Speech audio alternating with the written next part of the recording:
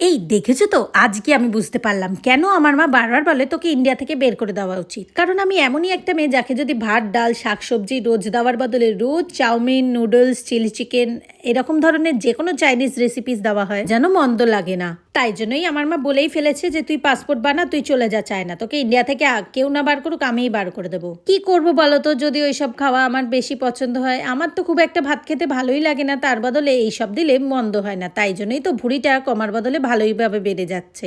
তার সাথে রোজ রোজ এত রেসিপির ভিডিও আমাকে বানাতে হয়, যে কারণে আমি যদি ভাবিও কখনো যে ডায়েট করবো তা আর তো করেই ওঠা হয় না। জানো তো, একবার ট্রাই করেছিলাম যে ডায়েটের রেসিপিও তোমাদের সাথে শেয়ার করব আর নিজেও খাবো, কিন্তু এদিকে দেখি যে কেউ সেই ভিডিওগুলোই দেখতে পছন্দ করে না, তাহলে আর কি করতে বানাবো। আর এইভাবেই অজুহাত দিতে দিতে ডায়েটটা আর আমার করা হলো না। তা সে যাই হোক, আমার হাতের যেহেতু চাইনিজ খাবার খেতে সবাই ভালোবাসে, তাই জন্য পরিমাণটা একটু বেশিই বানিয়েছিলাম আর কথা বলতে বলতে বানানোও হয়ে গেছে। আমার মতো তোমরা কারা কারা ভালোবাসো সেটাও কিন্তু জানিও।